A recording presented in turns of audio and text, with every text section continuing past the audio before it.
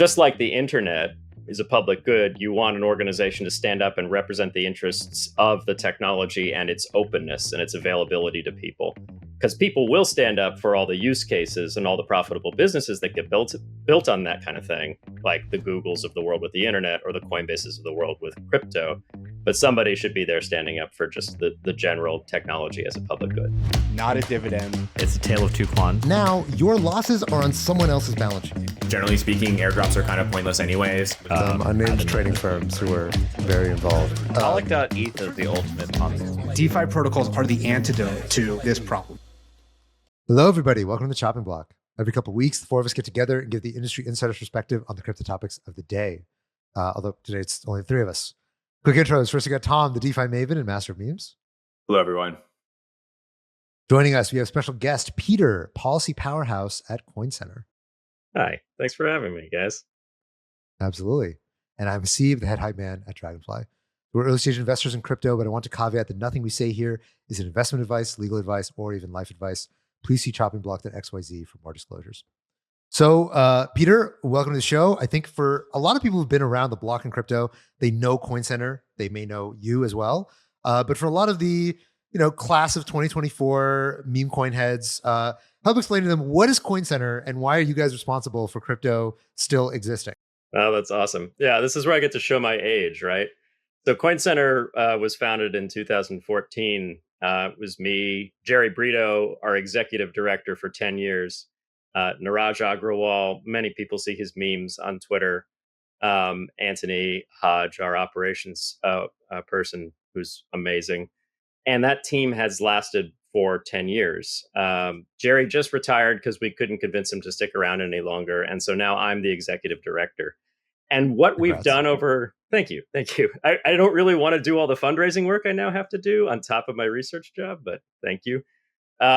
What we've done since 2014 is be the person you can call if you want to call Bitcoin, because that's important in DC. If a member of Congress or their staff has questions, is there somebody who's standing up for the tech in general, rather than the interests of any particular company or fund or project in the space?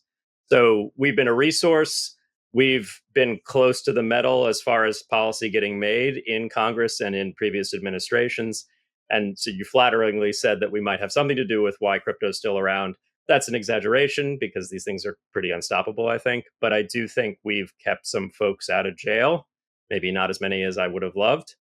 And I do think we've helped kill some bad legislative action and some bad agency action that could have made things a lot harder for developers in the space. We're really here to defend people's civil liberties to build and use these technologies. So I'd say, you guys are probably one of the central groups that has been responsible for being a really active advocate in DC and in policy circles to understand what is kind of the heart of the crypto ethos, not just the industry, but the ethos care about. And so obviously there are other groups that are now very active with lobbying, that are spending a lot of money in DC, that are more like trade organizations. Whereas Coin Center, my understanding of it is that it's really kind of this pure policy and advocacy vehicle that doesn't necessarily just represent the commercial interests of exchanges or protocols or whatever, but more about, how do you keep the flame of what crypto is about alive in America? Yeah, I mean, these technologies are open and permissionless. They're public goods. And so just like the internet is a public good, you want an organization to stand up and represent the interests of the technology and its openness and its availability to people. Because people will stand up for all the use cases and all the profitable businesses that get built on that kind of thing, like the Googles of the world with the internet or the Coinbases of the world with crypto. But somebody should be there standing up for just the general technology as a public good. That's our mission. We've hewn really close to our mission for the last 10 years. And if I don't screw up as an executive director, we'll do it for another 10 years. Okay. But look, I see you guys as like the crypto ACLU. So I think it's awesome. And it's amazing to have people who are so talented and dedicated to the cause, given I know how challenging it's been for you guys over the many years. I mean, everybody who's in the crypto industry has experienced it, but I can imagine for you guys, it's been particularly challenging over the last 4 years. Challenging, but it's a joy, actually, as a lawyer, to work on hard problems and to feel like you're doing something good in the world. And as I said, we're this small team of 5 people. and they're like my family now. So I actually couldn't ask for a better career. Yeah. Okay, so the reason why we wanted to bring you on at this present moment is because of all the tectonic shifts that are happening in crypto policy and crypto law, obviously with the new administration coming in and all the changes that are happening around the same time. So we thought you'd be a perfect person to give context and help us understand both where things are now and where things are going. So let me start orienting us with some news that just broke at the time that we're recording this. So today we had the first executive order from Trump on digital assets. Everyone was waiting, and they were there was a lot of anticipation about when this executive order was going to come. Of course, we had Ross Ulbricht, the founder of Silk Road, get pardoned, which was one of Trump's campaign promises.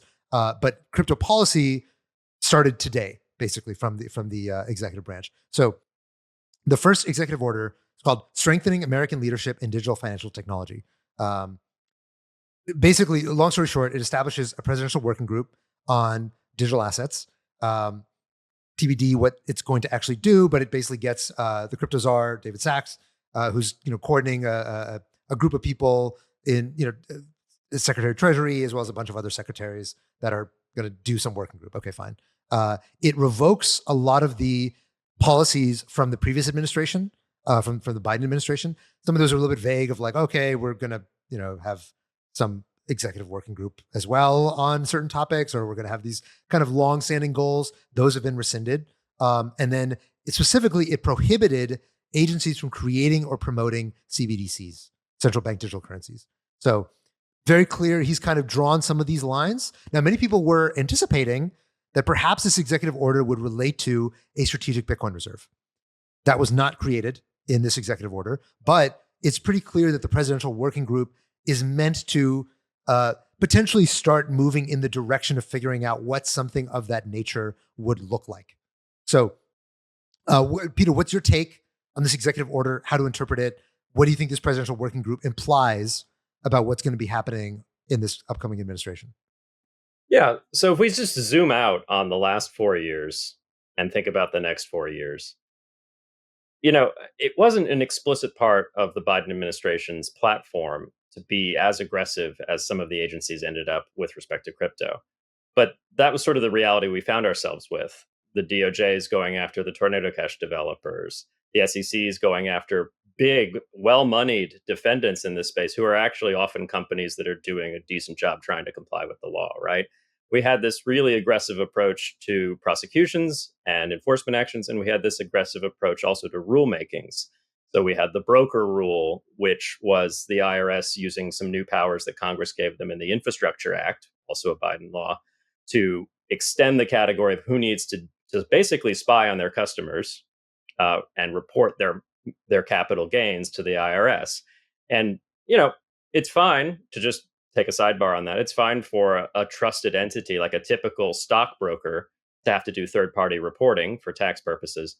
But the IRS was trying to get ordinary software developers of DeFi protocols and DeFi products, like wallets that connect with DEXs, to collect all of that personal information about the users of their software, which to me is a massive bridge too far in the world of mass surveillance. So that's where we were come last November when there was an election, and come now with inauguration and the start of the Trump administration.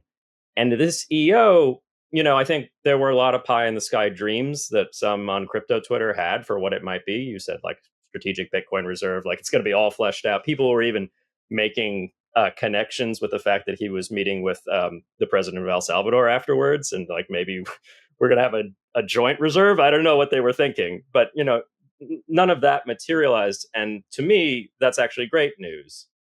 Not that I'm against a strategic Bitcoin reserve, but the first thing this administration needs to do to take a really sober, careful, and thoughtful approach to crypto is look at the past executive actions and where things started going off the rails as far as Americans basically being afraid to develop this technology in their own country, and say, this is the process we're going to have to surface what was bad. The agencies are going to report to a committee that we've set up focused on this issue. And then they're going to decide which past actions, past regulations get pushed back or unwound or changed in a way that makes America more crypto friendly. And so that's that panel that's been set up with David Sachs at the top, who's ostensibly, the term is crypto czar, and they've got this EO now that gives them the power to do this kind of review of past agency action. And the thing that makes me most optimistic about the EO is this one section on like, what is the purpose of this EO? Because this is sort of that's going to motivate these people when they're reviewing agency action. This is the rubric that they'll apply to the agency action. And the number one purpose in a list of purposes, and you mentioned one, banning CBDCs, that's in there. But the number one purpose in the list of purposes was protecting and promoting the ability of individual citizens to access and use public blockchain networks without persecution. And there's a little bit more verbiage there, but I won't read the whole thing in full. That made me feel really good, actually, because there's a lot of uncertainties and questions with the new administration. How much are they going to prioritize civil liberties with respect to crypto, or a safer business environment for crypto businesses? Those are both important things. But my passion is to make sure that we don't have more software devs in jail. So with that as sort of the opening statement in that EO, I feel already a lot better. I'm breathing easier. Right. Tom, what was your reaction when you read the executive order? Yeah, I feel a little silly after Tuesday's episode, because I think I was bemoaning the fact that he didn't pardon Ross and there was no crypto EO in the big stack of EOs he saw on day one, and just have to wait 2 days, and some of the campaign promises are coming true. I also thought it was funny when Trump was signing CO, and it had some Trump language, and he's like, "We're going to make America the hub for crypto," or something to that effect. So it's like the speaking over the EO itself. That was also quite funny. I thought it was a little strange, the CBDC call out the fact that they have the line prohibiting agencies from creating or promoting CBDCs. I feel like CBDCs are this kind of boogeyman that's been in crypto for a while, but kind of reminds me of like high schoolers talking about sex. Like everyone's talking about it, no one's having it. As far as we're like very, very, very far away from it, and yet somehow we're still like, no. This thing that is theoretical, we definitely don't want that. I don't know what you guys made of that. I mean, I think we're really far away from it. You're right. Like, I don't think it was ever like imminent here in the US. Other countries are not, right? China's got ECNY. I've talked to people in China. They say they don't even use it. They just get the free giveaway, and then they convert it into WeChat and Alipay, which I'm like, okay, that's a non-thing. But still, it's a thing overseas. It was not likely to be a thing in the US, but part of that low likelihood is because of this like powerful and I think correct political energy that says that is a really powerful technology if it was forced upon a people, in theory, for surveillance and for control, both of the monetary supply and macroeconomics, but more worryingly for totalitarian purposes of like figuring out all the things you buy to decide if you've become like a reprobate and need to be reprogrammed. So I like that it's in there. I do agree with you, Tom, that it's like a prophylactic against something that maybe is somewhat remote, but who knows? Like we could be in a very different world. I mean, even the Biden administration didn't want a CBDC, right? So like this, it's not as though it's like, oh, we have to protect the American government from its own evil desires. Like nobody wanted a CBDC. That's fair. I think it's a little bit. It's symbolic. I think like it represents something shadowy and scary, and this is sort of unoverseeable eye of Sauron that looks over everything.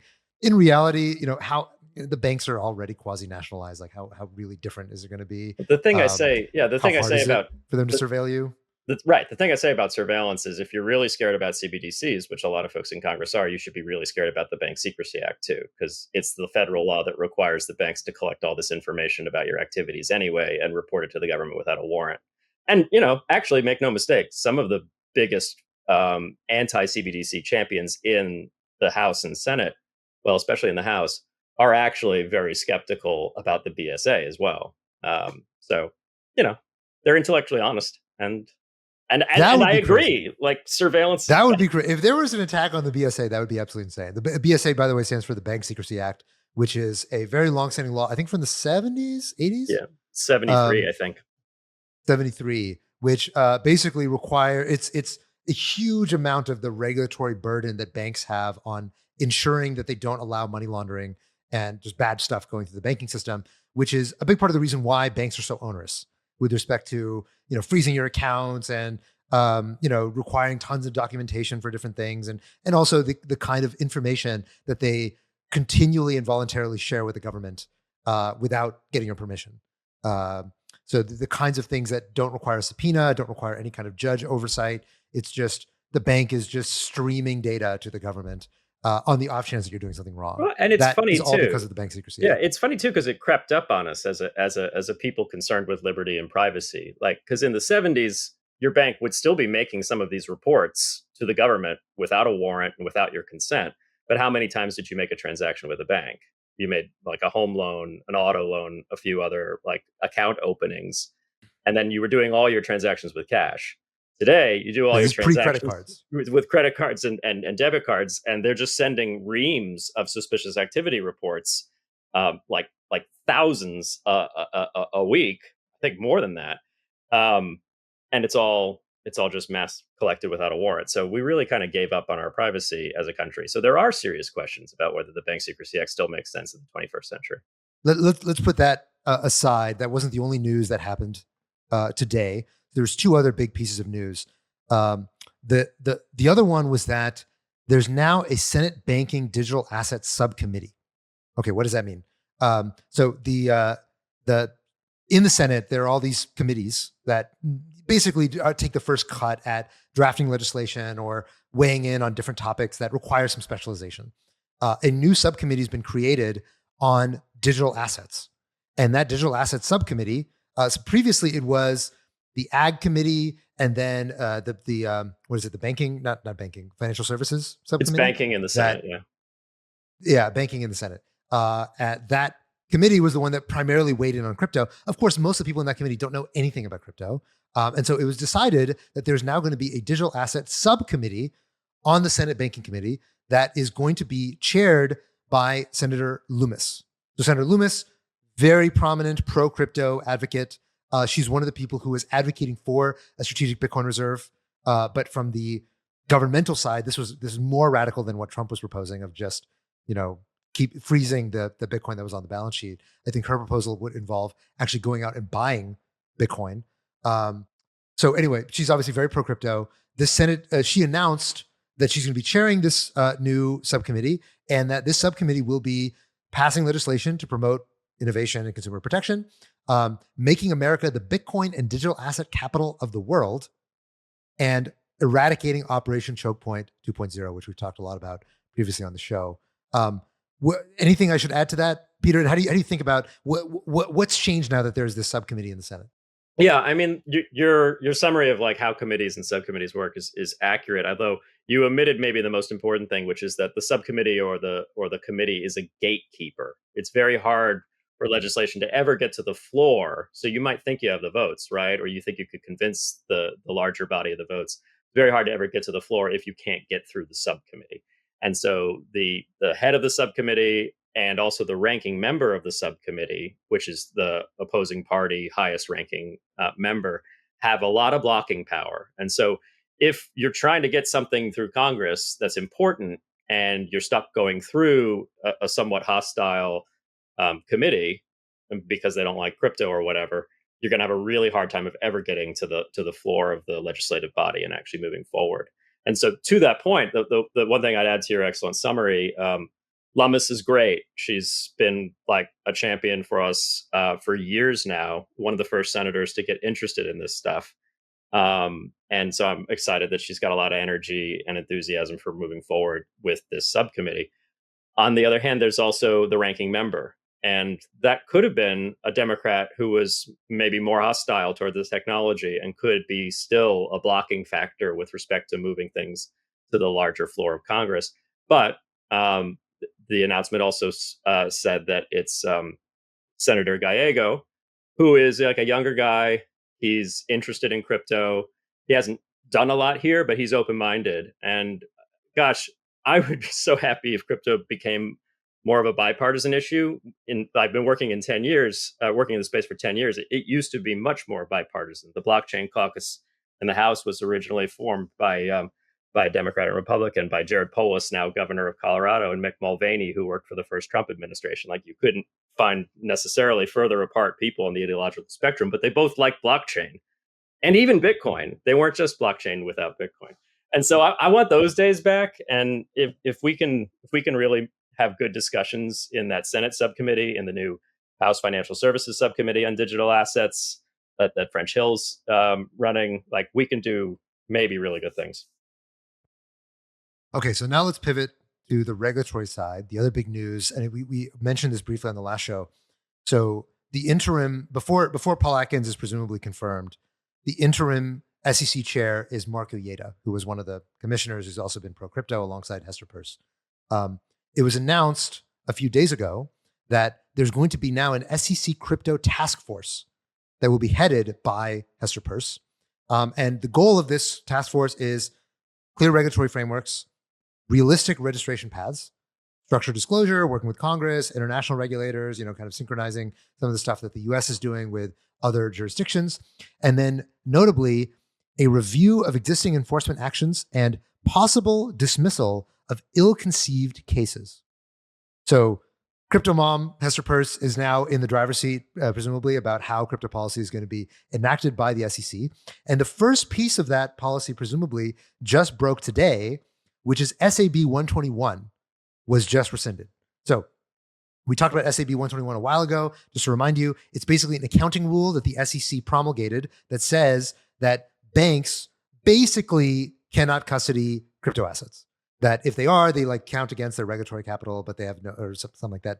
Basically, you need offsetting equity in order to hold these assets on your balance sheet, which is crazy. It's way out of line. No other asset works that way. And so there was a lot of fight against SAB 121. There was a bipartisan vote in Congress that was vetoed by Biden to overturn SAB 121. Now, finally, Hester Peirce has basically, with the stroke of a pen, reversed it. And it seems like a sign of things to come, which is that this SEC is intent on kind of, bringing us back to sanity a little bit. SAB 121 was probably the most egregious of just what, this makes no sense. This is not even hey, people can disagree. This is just an outlandishly unreasonable rule that was imposed on the banking industry that ironically made it less safe because it made banks unable to custody crypto. So you have to entrust your money to a crypto company instead of to, JP Morgan or State Street or whatever. So let me take a step back. Peter, help contextualize this. What do you expect to see, SAB 121 aside, from this new SEC crypto task force? Should we expect, are they going to drop all the cases? Are they going to start making rules? Are they going to wait until Atkins comes in? What should I expect from here? Because I think for most of us in the industry who own things that are besides Bitcoin, the SEC is kind of in the driver's seat for a lot of what's going to end up affecting the rules of the road for the industry. Yeah, I think that's right. I think we'll see a big change from the SEC in posture and in aggression towards, gray area cases, and especially cases that are brought against defendants who are actually doing a good faith effort to comply with what is a very vague and muddy rule set. Whether a token's a security or the foundational question, you go to 5 different attorneys, they'll give you 5 different answers, and none of them will write them down in a paper because they're all scared of losing their license because the SEC's talked about lawyers being too liberal in the space. So, we have a lot of clarity to claw back after the last 4 years of really aggressive enforcement and no clear regulatory guidance. And I think that Hester is the commissioner to do it. She's very smart. She's very thoughtful. She's not a radical. She's not going to, they would not drop every enforcement action because speaking personally and just from a standpoint of what's right and wrong, there's a lot wrong in crypto. And a lot of it has to do with pyramid schemes, actual pyramid schemes and pump and dumps and things like that. And I want to see those people investigated and charged if there's real wrongdoing. But, we need to not waste time going after folks who have been doing a good faith effort to comply, who have been the sort of adults in the room, who've been listing fewer tokens than some of the overseas exchanges, right? Those shouldn't be the targets if we don't have a really good argument that they actually transgressed the law and the law had been clearly stated beforehand. So if a crystal ball, what will we see? I would tell you there's no crystal ball, but there are all of Hester Peirce's excellent dissents from all the enforcement actions that the commission voted on, and just go ahead and read them. They're usually very well written and quite entertaining. Is that what you think is the best guess of what gets dropped? It's a good. No, I mean, it's not going to be 1-to-1, but it is going to be a guide. Because I'm like, didn't she dissent in like almost everything? No, not everything. As I mean, said, like not the fraud. Yeah, okay. If it's like a pump and dump or a fraud, like, yeah, I don't think she dissented. But you think of like the landmark cases, like, Uniswap or, Coinbase or, most of these, I feel like Hester Peirce was the dissent. Well, I guess, yeah, but I wouldn't call that everything. And I would call that the areas where you have like very strong arguments that the SEC is enforcing a law it never made clear against a person who probably hasn't done anything that they're morally culpable for, right? Sure. So, okay. Go ahead, Tom. Oh, I was going to say, I mean, speaking of these headline cases, there was also obviously nothing announced yet, but OpenSea announced that they received this Wells notice a few months ago. And I saw David Sachs, the AI and crypto czar on TV today, talking about the fact that, hey, like NFTs are not either collectibles, they're not securities. And so clearly, even from the executive branch, at least for Sachs, it seems like, hey, there's let's roll back some of the absurdity of the previous administration when it comes to how these assets are defined and sort of the rules around them. Yeah, I mean, the SEC has finite resources like any government agency. And you need to, in our space especially, you need to allocate those resources to the truly bad actors, right? And not go on goose chases where the law is uncertain and there isn't like clear investor harm at work. And so if we reorganize on that principle, I think the SEC can do a lot of good in this space, cleaning up the fraud and the outright securities, unregistered securities issuance that's not in a gray area. And then they can also draft guidance on where that gray area stops and work with Congress on that as well, so that we can also police the middle better without surprising defendants with a Wells notice, because we said clearly this is something in the CFTC's jurisdiction or this is something in the SEC's jurisdiction. And once we said it clearly, then we should hold you responsible. But until we do that, it's sort of against due process to hold you responsible. Okay, so there's a couple of things I'd like you to entangle for me in just trying to understand where we should expect the SEC to go. There's a few pieces, one of them being, of course, that Atkins is not confirmed yet, right? And I'd assume that the expectation for the interim chair or for the commissioners in the interim is to chill, don't do too much until the new commission or the new chair comes in, because you don't want to necessarily step on his toes or end up having to reverse something that you just did. How much authority should they feel in being able to just kind of go hog wild, create rules, like drop cases before Atkins gets confirmed? I don't know enough about internal politics at the SEC to speculate. That's an interesting but a tough question. I think I could see coordination if Atkins, who is awaiting confirmation, is looped in, and the other voting commissioners and the acting chair all agree. But there are really interesting questions there about how much can and should be done before you have someone actually in that position permanently. Okay, so hard to know. All right, second question I have is, one of the things that Trump has signaled very clearly is that he wants to pull crypto regulations away from SEC and have them live within CFTC. Now, Hester Peirce has also signaled very clearly that she wants to create some rules for the road through the SEC. Now, one thing you could imagine the SEC saying is that these are not securities, or a very small portion of these are securities. Most of these are commodities. We're punting. Go ask CFTC. Like, this is not our problem. And that's clearly what the president is signaling he wants. That seems like, obviously none of this has happened yet, right? Trump, this was all stuff that he said on the campaign trail. He has not said this as president, that he wants to pull this out of the ambit of the SEC. But also, it seems like the CFTC is less well equipped to be able to do any rulemaking because they don't have the open cases, right? The SEC has the open cases. So how do you think about this and where you expect that to go? I mean, I actually have, in some ways, a simpler landscape to describe, which is when it comes to who has subject matter jurisdiction between the agencies, that's not something that the president nor the agency heads can actually really resolve. That's something that's Congress's territory, right? And so, to the extent a cryptocurrency is not a security, and at least some are definitely not securities, right? They really don't have an issuer upon which investors are reliant for expectation of promises, expectation of profits, rather. Those are commodities, but the CFTC doesn't have, they have spot market authority over commodities only if there's fraud and manipulation. Otherwise, they only have authority over derivatives markets and commodities, right? So the typical company in the space that's just doing spot markets in Bitcoin, if you will, like a Coinbase or a Kraken, where do they fit in? Do they fit in with the SEC or the CFTC? It all comes down to whether the asset's a security. And then if it's not a security, it all comes down to whether the CFTC has been given new authority from Congress to regulate spot markets. So we've seen past Congresses work on quote unquote market structure bills. If you hear that phrase, what we're really talking about is the way that the intermediaries of the space, the exchange-like entities, the broker-like entities are going to be regulated. And some of those were excellent pieces of legislation, but it was a really contentious time in Congress, and things like crypto were even more contentious. So, some of the sponsors of those bills, like Fit 21 or the DCEA, they were great. They were well drafted and they were well advocated for, but they couldn't make it. Now that we have more unified control, party control over Congress and the presidency, now's the time when Congress could pass a market structure bill.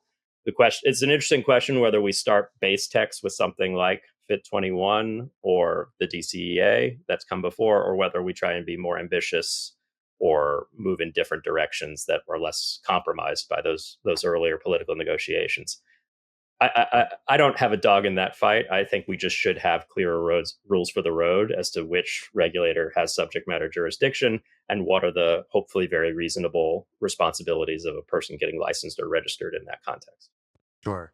I mean, she said very clearly in her statement that she wants to create paths for registration, which implies that, okay, there is a way, there is a crypto asset security concept, and there should be some legible path for people to be able to say, I have a crypto asset security.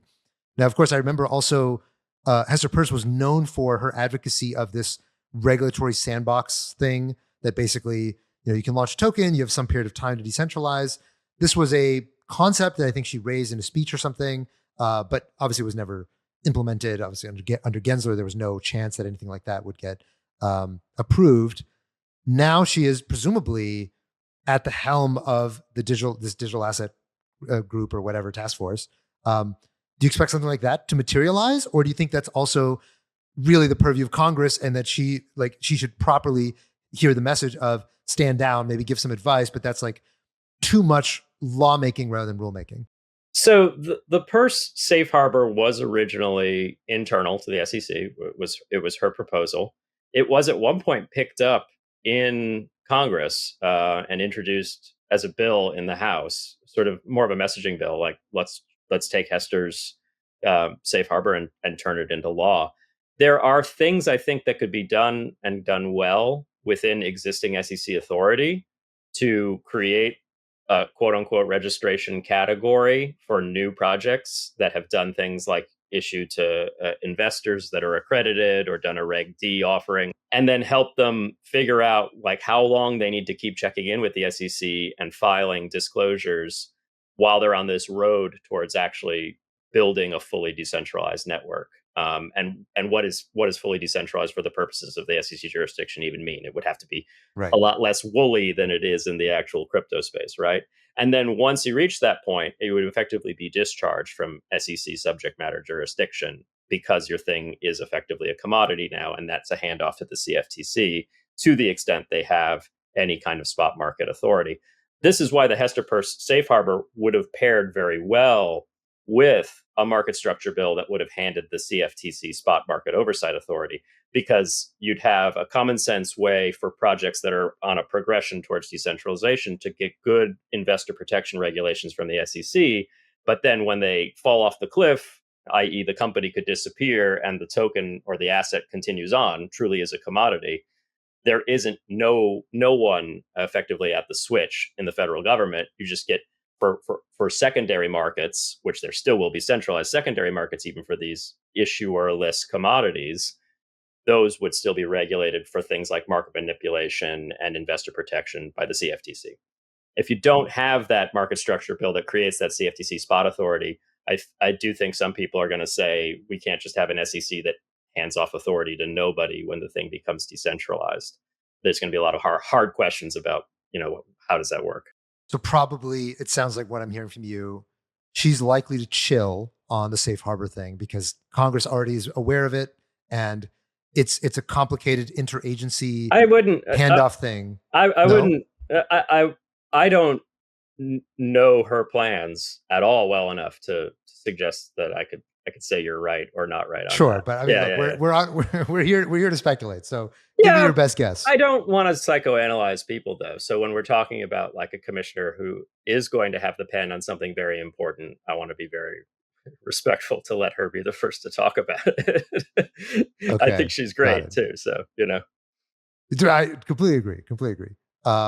Okay. So last thing, I think shifting away from the SEC and regulation, obviously one of the things that the market is still anticipating and looking forward to is the strategic Bitcoin reserve. The expectation is that, okay, maybe this presidential working group is where the strategic Bitcoin reserve is going to come from.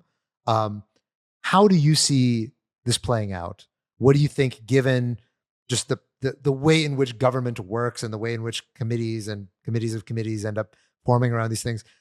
What do you think the process looks like? How long do you think it takes before there's clarity around what a strategic Bitcoin reserve is going to look like? Just paint a picture for us. You don't have to commit to a timeline. I'm not asking you to bet money on this. Just paint a picture for me what you think a reasonable rollout for a strategic Bitcoin reserve might look like. The timeline depends on the substance. And so maybe it'd be better to start with like a layout of what the substance could look like. And the only thing I have to say really about that is, just as a lawyer who has a generally good grasp on which powers the executive branch has been delegated by Congress already and which powers are reserved for Congress, I think, there are things that the Trump administration could do to establish a strategic Bitcoin reserve that would not require Congress to act. And those would be and we've seen these proposals sort of vaguely suggested, like just a moratorium or an outright end to all sales of lawfully seized cryptocurrency, or maybe just Bitcoin or whatever. That's a choice that I think is fully within the power and the discretion of the president to make. So that could happen quickly if there's political will to make that happen quickly. When it comes to actually taking from the general fund or having appropriations spent on purchasing strategically Bitcoin or any other asset or commodity, really, I think at that point, our founding fathers reserved the power of the purse strings within Congress and specifically within the House for budget purposes. So, if it was going to be something bigger, like the government accumulating cryptocurrency, which I'm not even sure is necessarily a particularly good idea. All right. Yeah. Well, I think that's obviously not. I don't know. You tell me if you disagree, but I think that's like such a remote possibility that this Congress is in the mood to spend more money. I think that's right. The whole vibe of Congress is that they're cutting expenses. I think that's right. And that's simply why I point out that like this is a pretty clear divide in how these things could move forward. Like if it's something simple, sure. Like stop. So let's say Bitcoin, pure moratorium on selling Bitcoin, and we call that strategic Bitcoin reserve. Play out what a timeline might look like. I'm not sure there are that many blockers to it. I can imagine it could be fast, but it also depends on how interested, Trump is in this and what a priority it is for Sachs in the crypto czar role. And then again, where are their blockers? Where are there issues with existing agency authority that would tie up those seized funds and maybe planned auctions that were already in progress or things like that? It becomes fairly boring administrative procedure questions. A month, 2 months. Give me just.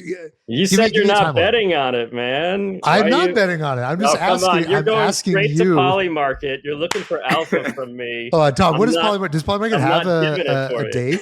Is there a market date for the strategic Bitcoin reserve? There is a market. I don't know what the data set. Let me check.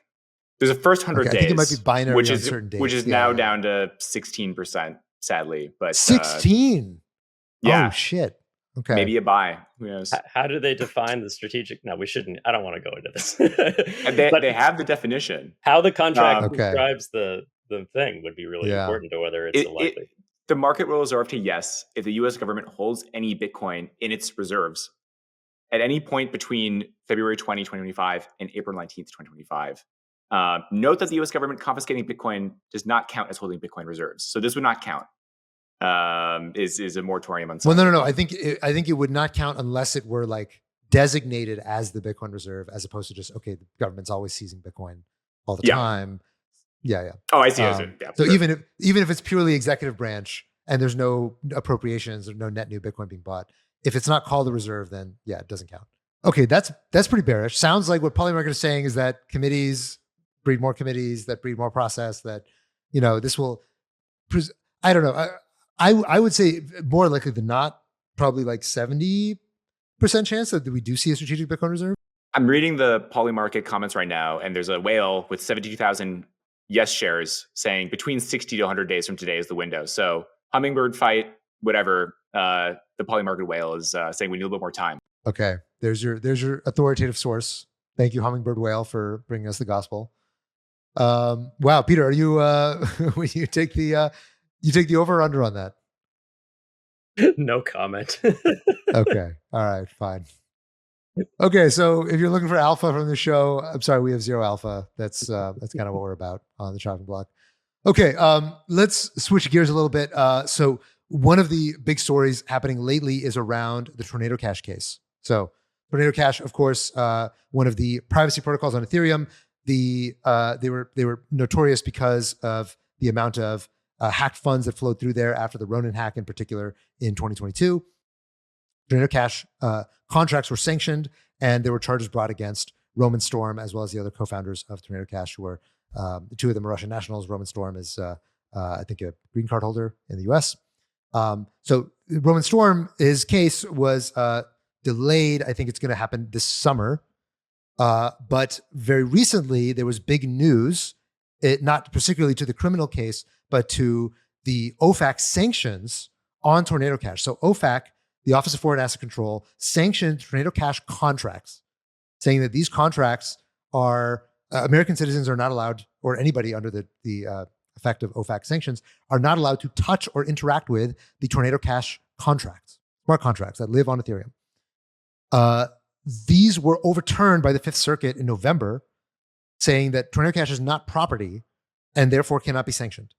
And then in just recently, a few days ago, the district court in Texas that was responding to the appeals court, the Fifth Circuit. Am I understanding this correctly? No, it's explain it to me. Yeah, the recent news item is that the appeals court in the Fifth Circuit published that November opinion and put it under mandate to go back to the district court, which forecloses. It's purely a procedural thing. Well, it forecloses the possibility that the Fifth Circuit is going to give another go and allow the government to have another chance to argue their point and have en banc review where more of the Fifth Circuit judges get to work together. Is that like a mini appeal, basically, this en banc review? Yeah, it's kind of like a mini appeal. You still stay at the same circuit level. You don't go up to the Supreme Court, but you get more judges in the room and they can completely overturn the previous opinion. That's not going to happen anymore. So that is actually a very good win. Does that mean the government didn't request an en banc review, or does that mean that it was denied? That I'm not actually certain about. I don't think they did request, and I think it's now like they just can't now. But I'd have to check the actual court filings for that. And so this means it does go back to the district court, and the district court will rule on remedies. So the circuit court said, the law you got wrong, district court, we're overruling you. OFAC does not have the authority to sanction immutable smart contracts. Now you need to decide how to make the plaintiffs better. And that could be two things. That could be the plaintiffs who are suing the government in this case. They can use Tornado Cash. They can use the immutable smart contracts. Or it could be something called national vacatur, which is a nationwide injunction on OFAC enforcing the sanctions against anyone. So that means anyone in the country can use Tornado Cash, at least the immutable smart contracts, and they wouldn't be violating sanctions anymore. And I know this sounds very lawyerly and kind of weird. if it was limited to just the plaintiffs, anyone else, certainly in that Fifth Circuit, would be able to bring their own case for quick judgment that they too can use the contracts. And I'm getting in the weeds here, and I don't need to. What we need to root for is national vacatur and a nationwide injunction on That just OFAC. basically means you take it off the list. It's no longer on the sanctions list. And Okay. it's also possible, as far as like crystal balls again, that recognizing this loss, OFAC backs down. And if you combine the fact that OFAC is now, within the new administration, and we'll find out, who ultimately is the Deputy Undersecretary for Terrorism and Financial Intelligence, and we'll find out who, and Bassett will get confirmed. And so maybe the tone changes at OFAC and they just think this is actually a reasonable loss that we just had, so we'll just take it and not even wait for the district court to have an injunction. That's possible. I'm just speculating. So in parallel, and maybe seemingly in response to this, there is a case that is being supported by Coin Center that was recently filed of Michael Llewellyn versus Merrick Garland. And so let me actually, you know what? I'm not going to try to summarize the case. Why don't you summarize the case very briefly? But it seems like very parallel of like sort of a baby tornado and getting some preliminary injunction or relief and saying, hey, this person should not get treated the way the Tornado Cash developers were treated. That's right. So we've got two big policy problems that stem from the Tornado Cash developments over the last 2 years. One is Americans are banned from using the smart contracts, which, if you just wanted to pay your friend or you just wanted to get paid your salary, it's unfortunate because that was the best way to get privacy while using Ethereum. And Coin Center, we're a nonprofit. We survive on donations, generous donations from people who like the work that we do. We received donations via Tornado Cash in the past, and we want to continue to be able to use that tool because it's honestly a First Amendment right to actually have privacy over the organizations that you support and the list of donors that support you as an organization. So that policy problem is in part resolved, maybe, by the Fifth Circuit. At least currently, their opinion is the good one that says actually Americans can use those immutable smart contracts so long as they're not enriching a foreign person who's sanctioned, like North Korea or something like that. We actually sued on that question as well. There's this Fifth Circuit case, Van Loon. We also sued Coin Center v. Yellen in the 11th Circuit, and we're still awaiting a decision actually in that case. We're optimistic that it'll match the Fifth Circuit. So that's one bookend to talk about with respect to Tornado Cash, is this optimism now that we'll win on the sanctions question. The other thing that happened over the last few years is the developers of the tool, Roman Storm, also Alexei Pertsov and Roman Semenov, but Roman Storm is charged in the Southern District of New York for 3 different things: conspiracy to commit unlicensed money transmission, conspiracy to launder money, and conspiracy to violate sanctions. We set aside those 2 latter ones just to narrow the discussion and focus on the Llewellyn case. Conspiracy to do unlicensed money transmission is this criminal claim that you were doing money transmission and the government requires you to have registered with FinCEN to do that money transmission. FinCEN in 2019, long before any of this, said the only people that need to get registered with us and are treated as financial institutions are people who have total independent control over customer funds. They're like Coinbase, custodians, or custodial exchanges. And so answer me this: if FinCEN said non-custodial developers don't need to get licensed or registered, why is the DOJ going after the Tornado Cash developers for unlicensed conduct? Maybe, and I'm not at all agreeing with the other charges, but maybe those other charges stand. Why are you charging somebody with unlicensed conduct when the regulator said you don't need a license? So that's this other really big problem. And it's not a problem that's just local to Ethereum or local to privacy coins, because the DOJ's theory of what is money transmission, if it's more than just custodying people's funds or moving it on their behalf, is effectively that anyone who facilitates the movement of coins on chain is doing money transmission. And like AT&T and Verizon facilitate the movement of coins on chain because they relay my transaction messages from my phone. So this is an unlimited set of potential liability for unlicensed money transmission that definitely extends to Bitcoin core developers, to wallet developers, to folks like Roman Storm who are developing smart contract-based privacy tools that are non-custodial. And it's not an isolated incident. They've also brought charges against, in US v. Rodriguez, the developers of the Samurai wallet tool, which was a Bitcoin wallet that used CoinJoin transactions to affect some level of privacy. So the DOJ has it out for non-custodial devs right now on this theory of unlicensed money transmission, even though FinCEN, the federal regulator, has in the past said these people don't need to get a license. This is, to me, the top threat to somebody building this tech in the US. So if we want to talk about American competitiveness, and if we want to talk about civil liberties, these people are arguably doing nothing but speaking. They're publishing code. They might be operating a front-end website as well, although there's a good argument that that's speech under the current Supreme Court jurisprudence. So there are First Amendment concerns here. There are due process concerns because you're being told you don't need a license and then you're being arrested for not getting a license. And there's statutory law arguments as well that they're just stretching the interpretation of the underlying money transmission license statute. How do we get at this? Well, we wrote an amicus in Roman Storm's case. Unfortunately, Judge Falla of the Southern District of New York didn't side with us, didn't side with the defendants. She sided uniformly with the prosecution in their interpretation of the law. That case is still going to trial, but there was a motion to dismiss, and the judge basically ruled against this reasonable, I think, theory that this prosecution's off base for the unlicensed money transmission charge. So if we can't move the needle in the Southern District of New York, at least not until they appeal up to the Second Circuit, what else can we do? At this point, last fall, last winter, late last year, I ran into Michael Llewellyn, who is a friend. He's a Coin Center fellow. The first time I met him was actually when the sanctions were first announced at ZCon. It was a Zcash conference, and I pinged him for information about how the Tornado Cash smart contracts work, because he was working at Open Zeppelin for a time, and he's just been in crypto development and consultancy for 9, 10, maybe 11 years now. Anyway, he wants to build this cool tool called Pharos, which would be on-chain assurance contracts for supporting charities and good causes, for supporting public goods.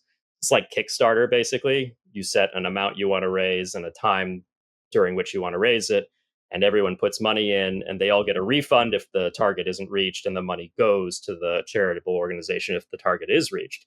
He wants to build that, make it fully non-custodial, and potentially use privacy pools to make donor privacy a thing. This would be an amazing tool that Coin Center would also very much want to use as the public good that's being funded. Michael lives in Fort Worth, Texas as well, and is interested in, he's actually knows Roman Storm personally. He's not good friends, but he's met him before. He knows how scary government prosecutions are, and he doesn't really want to publish a non-custodial privacy tool without some assurances that he won't end up on the wrong side of a DOJ prosecution. So he filed an action with our support for declarative judgment that the DOJ is wrong about their theory of money transmission, and that he has a First Amendment right to move forward and publish this code, and that he has a due process right to not be surprised by a prosecution when the government has directly contradicted itself in the past as to what requires a license. So I think we have a good chance of bringing some balance to the force, because the Southern District of New York has really gone, I think, off the deep end as far as how much criminal liability they're imposing on the space with such a broad theory of money transmission.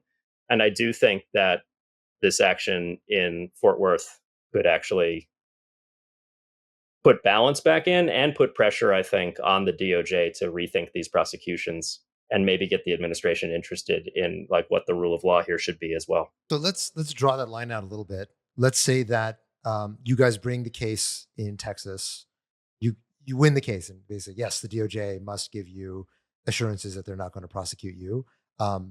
Obviously, that's not going to affect the case in SDNY directly, but once it potentially, let's say Roman Storm loses the case, goes up to appeal, now there's a circuit split.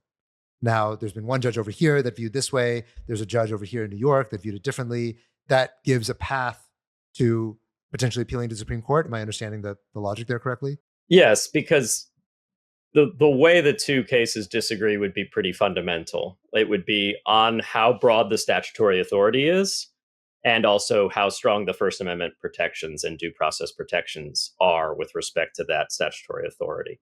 And so I think we would be set up for that. It would sort of force the issue, which we want the issue to be forced. I don't want, unfortunately, the way a lot of things happen in the Southern District of New York is it's a very prosecutorially friendly district. And so you get a lot of plea deals, honestly. You get a lot of people who don't want to waste away in prison. And so that they make the thing go away by pleading out. And that's not like, this is not just about Roman Storm. Like I feel for Roman Storm. I don't want him to go to jail for things he shouldn't be culpable for, or wasn't culpable for, or didn't do. This is also, though, about the larger question of like, what actually do you need to get a license for? Because if we don't have an answer to that question, we're not just talking about the kind of civil liability that came with a Wells notice and subsequent SEC enforcement action. We're talking about personal felony liability. And so if there's one thing that could effectively chill all innovation in this space, in the US at least, is the feeling that if you publish your GitHub repository to the blockchain as a smart contract, that's the step where suddenly now you're going to go to jail for 5 years. Yeah, this is something that I have come to understand the longer I've been in the space and seeing the legal maneuvering that happens. Is there's this constant fight between the government wanting the law to get decided in New York or in DC, and for the industry to want to get the law get decided in Texas, which it turns out Texas is like notoriously civil liberties favorable, whereas New York and DC are notoriously government favorable. And that just ends up being the tug of war. You saw the same thing with consensus. If I had to characterize what the real difference is, it's mostly actually the judicial theory of statutory interpretation that's preferred by each side of the spectrum. And it does somewhat correspond with left-right, but it's really more about whether you think that the way to read a statute is by its plain meaning, like the words on the page, or the way to read a statute is to think about what the legislators were thinking of trying to stop and get at, and then pretend that the words on the page actually mean more what you think the legislators thought they meant, which gives you a lot of leeway to say, yeah, they didn't say custody or control, but, they probably wanted to cover They more would things, have said right? that if they were. Yeah. So Right. it's actually a very interesting question of academic legal philosophy that does happen to have a lot of ramifications for the administrative state, but I wouldn't short sell it by suggesting that it's more like left-right politics. Sure. Well, the one thing we're known on for the chopping block is academic legal theories of construction, statutory construction. So I'm glad you were able to bring that out of us, and also you got educate Gorsuch our on next episode, right? That would be awesome. I think our audience would love that. I'm sure most people on our audience know who Neil Gorsuch is. All right, so I think we're at time, so we have to wrap. Just as a final thing, tell us, what are you focused on, looking forward to in 2025? Give us in less than a minute.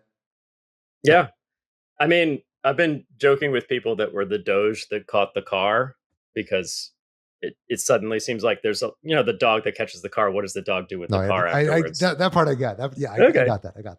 But that wasn't why I was making that face. It's a bad joke. I'm a dad now, so you have to give me a pass. Great joke. I think the question is, now that there's so much pro-crypto energy in members of Congress, in the administration, how does it get manifested? It could get manifested in a really good way. It could get manifested in a really messy way that might be worse than having enemies, right? Like, we have to be very careful right now. And so I'm optimistic, because on a lot of the things that are big problems for us, like, say, liability for software developers, the Roman Storm problem, we now have 3 potential paths to get there. We have an administration that's interested and wants to honestly protect people from prosecution. So maybe they can apply pressure to the DOJ or have the Office of Legal Counsel say that money transmission actually involves custody. That'd be great. If they're not interested, we also have the avenue of Congress.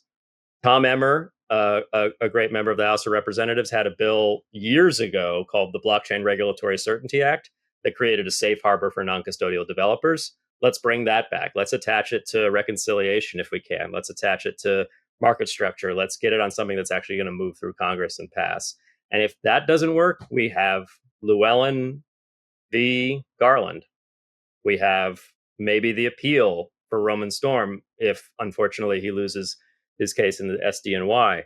We have three paths to a really important victory on clarity for software development and making sure people don't end up in jail for publishing code.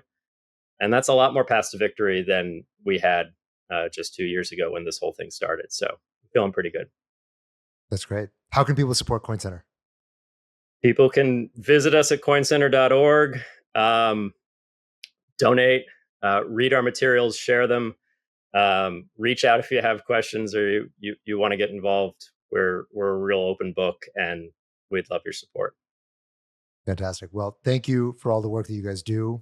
You guys are one of the pillars of the industry, helping make sure that we all keep our heads on straight and have our priorities oriented around what matters.